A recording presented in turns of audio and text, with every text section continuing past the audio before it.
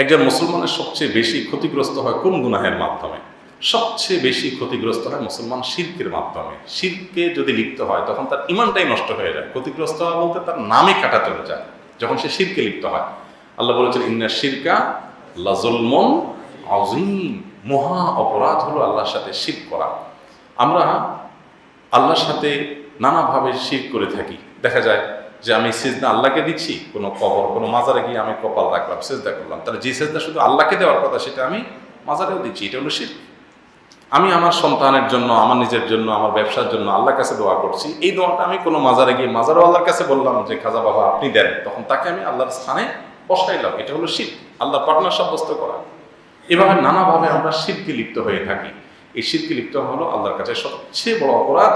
আল্লাহ বলছেন ইন্নাল্লাহা লা ইয়াগফিরু আন ইউশরাকা বিহি, আল্লাহর সাথে শিরক করা হলে এটা আল্লাহ মাফ করবেন না। অন্য গুনাহ আল্লাহ তাআলা যাকে ইচ্ছা তাকে মাফ করবেন। হ্যাঁ, শিরক করার পর যদি তওবা করে ফিরে আসে, লজ্জিত হয়, অনুতপ্ত হয়, তাকে আল্লাহ তাআলা আবার মাফ করে দিবেন। কেন শিরক সবচেয়ে বড় অপরাধ? দেখুন, আমি প্রায় সময় একটা এক্সাম্পল দিই। ধরুন কোনো একটা অনুষ্ঠানে দেশের প্রধানমন্ত্রী আসছেন, ওনার জন্য একটা চেয়ার রাখা আছে, একটা ফুলের মালা রাখা আছে, ফুলের তোড়া রাখা আছে। এখন ওনার পাশাপাশি যদি আরেকটা চেয়ার রাখা হয়, একই সাইজের একই রকমের ফুলের মালা রাখা হয়, কার জন্য? ওই এলাকার মেম্বার সাহেবের জন্য বা চৌকিদার সাহেবের জন্য। চৌকিদার সাহেব মানুষ, মেম্বার সাহেব মানুষ, দিন শেষে রাখা হলো। প্রধানমন্ত্রী যদি ওখানে আসেন এবং এটা যদি দেখেন যে ওনাকে যে মালা দিয়ে, যে তোড়া দিয়ে, যে চেয়ার দিয়ে সম্বর্ধনা সম্মান দেওয়া হলো, ওই এলাকার চৌকিদার সাহেবকেও সেম জিনিস দেওয়া হয়েছে, বলেন প্রধানমন্ত্রীর কাছে জিনিসটা কেমন লাগবে? কেমন লাগতে পারে? এর বিপরীতে যদি এমন হতো যে প্রধানমন্ত্রীকে চেয়ার দেওয়া হয়েছে, চেয়ারটা ভাঙা, ফুলের তোড়া দেওয়া হয়েছে, ফুলের তোড়াটাতে দু একটা ফুল পচা, কোনো ত্রুটি বিচ্যুতি আছে, অর্থাৎ ওনার সম্মানে যদি একটু কমও করে, হয়তো সেটা বকাঝকা দিয়ে, পানিশমেন্ট দিয়ে উনি এটাকে একটা পর্যায়ে মেনে নিবেন। কিন্তু তারই অধীনে চাকরি করা একজন চৌকিদার বা একজন মেম্বার বা একজন সাধারণ মানুষ, দিন শেষে দুজনই মানুষ, কিন্তু তারপরও তাকে একই রকম মর্যাদা যদি দেওয়া হয়, এটা তার জন্য বিশাল বড় অপমানের ব্যাপার হবে, ঠিক না? এটাকে উনি খুব জঘন্য অপরাধ হিসেবে নেবেন। ঠিক একইভাবে আপনি আল্লাহর কোনো আদেশ লঙ্ঘন করেছেন, কোনো নিষেধ লঙ্ঘন করেছেন, আপনি অবশ্যই অন্যায় করেছেন, আপনি শাস্তির উপযুক্ত কাজ করেছেন। তবে আল্লাহকে সেজদা দিয়ে আপনি আরেকজনকে সেজদা দিলেন, আল্লাহর একটা সৃষ্টি, এখানে তো দুইজন মানুষ, প্রধানমন্ত্রী মানুষ, তিনিও মানুষ।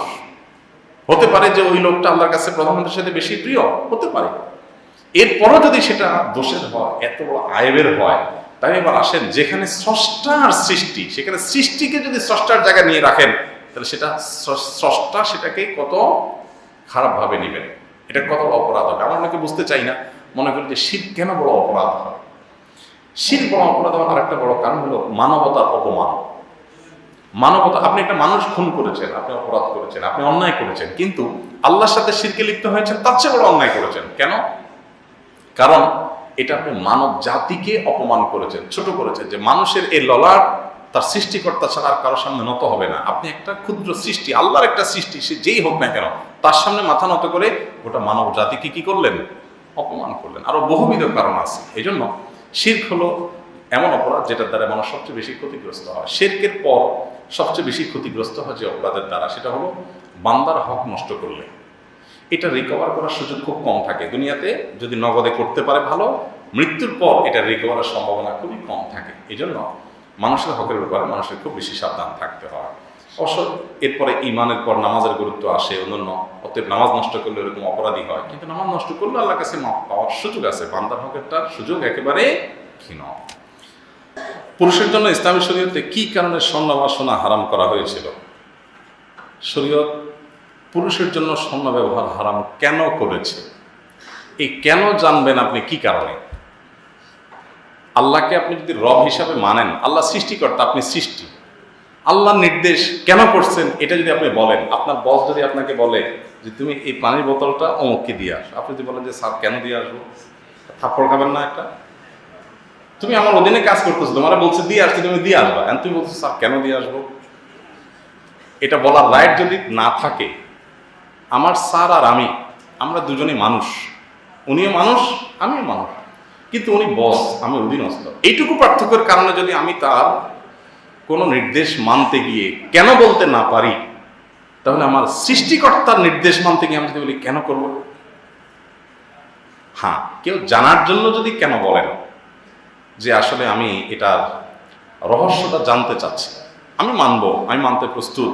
এটা অভিযোগের কেন নয়, এটা শুধু কৌতূহলের কেন। এটা যদি হয় তাহলে সেটা ঠিক আছে। যেমন ইব্রাহিম আলাইহিসসালাম আল্লাহকে বলেছিলেন যে আল্লাহ, আপনি কিভাবে মানুষকে আবার পুনরায় সৃষ্টি করবেন? আল্লাহ বলেছেন আওয়ালাম তুমিন, তোমার কি বিশ্বাস হয় না?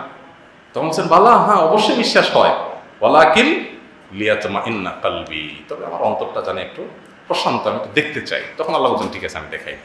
তো এই জন্য কৌতূহলের কেন হলে সেটা সমস্যা নাই।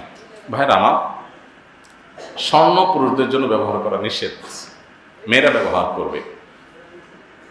এর অন্যতম প্রধান বাহ্যিক কারণ হলো যে সাজগোজ এটা পুরুষদেরকে না, মহিলাদেরকে আলাদা আলাদা করার নির্দেশ দিয়েছে। পুরুষরা স্বাভাবিক সাজগোজ, যেটা সুন্দর পোশাক চয়েস করা, অন্য 10টা পোশাকের মধ্যে একটা ভালো পোশাক চয়েস করা, পরিষ্কার থাকা, একটা নিজের পছন্দের কালারফুল জিনিসটা, নিজের পছন্দের কালারটা চয়েস করা, এগুলো পুরুষের জন্য রাইট রেখেছে শরীয়ত। কিন্তু সার্বিকভাবে সুসজ্জিত থাকা, নিজেকে সাজগোজ করা, এগুলো মূলত মহিলাদের শান রেখেছে। যেহেতু স্বর্ণ এটা সাজগোজেরই আইটেম, এই জন্য এটা পুরুষদের জন্য প্রযোজ্য না, মহিলাদের জন্য প্রযোজ্য। সায়েন্টিফিক নানা ব্যাখ্যা ইতিমধ্যে অনেক গবেষণা হয়েছে, হয়তো আরো হবে, হয়তো প্রমাণ হবে আরো, যে পুরুষের স্বাস্থ্যের জন্য এই জিনিসটা ক্ষতিকর কিংবা অন্য কোনো তার মন্দ দিক আছে, আল্লাহু আলাম। কিন্তু নবী করিম সাল্লাল্লাহু আলাইহি ওয়াসাল্লাম থেকে বিশুদ্ধভাবে প্রমাণিত, কোরআন থেকে বিশুদ্ধভাবে প্রমাণিত কোনো আদেশ নিষেধের অবশ্যই বহু যৌক্তিক গ্রাউন্ড আছে, সেটা আমি আজকে জানি বা আমার পরের প্রজন্ম জানা গবেষণা করে, কিন্তু অবশ্যই সেটা যৌক্তিক গ্রাউন্ড আছে। আমি একজন জেনারেল লাইনের স্টুডেন্ট, বিয়ের জন্য দিনদার পাত্রী খুঁজছি। দিনদার পাত্রী কোথায় পাবো বা খোঁজ করবো? দিনদার পাত্রী কোথায় পাবেন এটা আমি কোত্থেকে বলবো? আমার তো কোনো ম্যারেজ মিডিয়া নাই যে বলবো ঠিক আছে আসেন আমি ম্যারেজ মিডিয়াতে নিয়ে যাই।